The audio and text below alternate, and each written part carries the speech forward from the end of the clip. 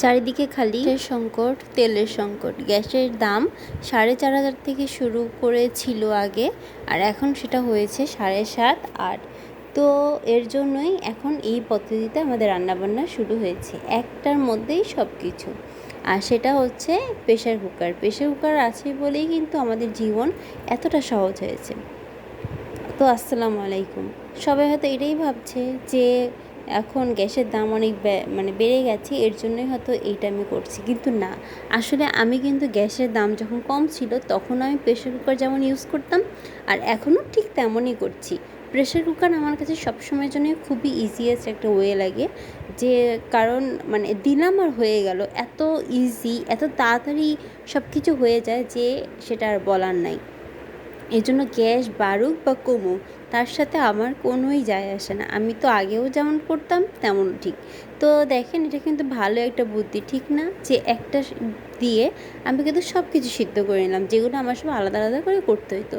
তো যাই হোক, এখন হচ্ছে যেহেতু বেশ গরম পড়ছে, কিন্তু গরমে কিছু খেতে মন চায় না, আবার মনে হয় যে একটু টক খাই বা একটু কিছু ভর্তা টাইপের কিছু খাই। এই জন্য আর কি ভাবলাম যে আজকে ভর্তা টাইপেরই কিছু করব। তো যেমনটা ভেবেছি যে আজকে ভর্তাই খাবো, এর জন্য কিন্তু সিম ভর্তা, আলু ভর্তা আর ডাল রান্না করে ফেলেছি। এই যে একে একে আমার কিন্তু সিম ভর্তাটা হয়েও গেল এদিকে, আর এরপর হচ্ছে ডালটা করে ফেলবো, তারপর হচ্ছে আলু ভর্তা করব।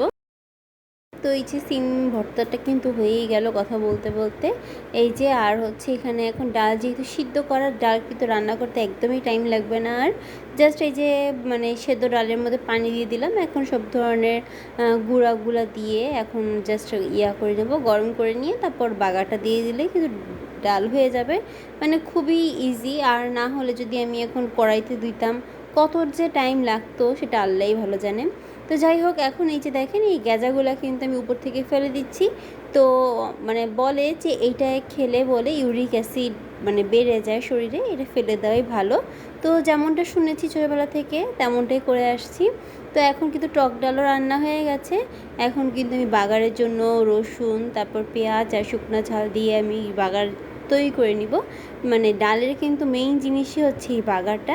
তবে আমার কাছে এই বাগারটা খুবই একটু প্রবলেমের মনে হয়, যে এই নামাও আবার দাও। কিন্তু এখন কিন্তু আমি যেই কড়াইতেই ডাল রান্না করি সেই কড়াইতেই হচ্ছে বাগার দিই হচ্ছে এমনভাবে, যেই পাত্রে আমি ডাল রাখবো ঢেলে, সেই পাত্রে ডালটা নামিয়ে নিই, তারপরে হচ্ছে ওই কড়াইতে আর কি দিই, আবার পাত্র থেকে বাটি থেকে ডালটা ঢেলে দিই কড়াইয়ের মধ্যে।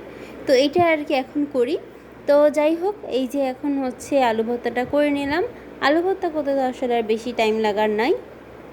তো এই যে আমার রান্না কিন্তু দুপুরের জন্য একদমই রেডি। সিম ভর্তা, তারপর আছে এই যে আলু ভর্তা, আর হচ্ছে একদম গরমের মধ্যে পারফেক্ট, যেটা হচ্ছে গরম গরম একদম টক ডাল। ডালটা যে এত মজার হয়েছিল, প্রত্যেকটা জিনিস অনেক মজা হয়েছে। আমার শ্বশুরবাড়িতে আমার সিম ভর্তার হচ্ছে সবাই ফ্যান। যেহেতু আমার বিয়ে অনেক কম দিন হয়েছে, কিন্তু তারা বলে যে তোমার মতন সিম ভর্তা আমি কখনো খাইনি। আর এই যে এখানে সাথে আছে আমার আম্মুর বানানো বাসায় একদম দেশি ঘি, একদম মজার ঘিটা, খুবই টেস্টি। তো গরম গরম ভাতের সাথে একদম বলে না, জমে যাবে সত্যি। তো আজকে ভিডিওটা এখানেই শেষ করছি। সবাইকে আল্লাহ হাফেজ।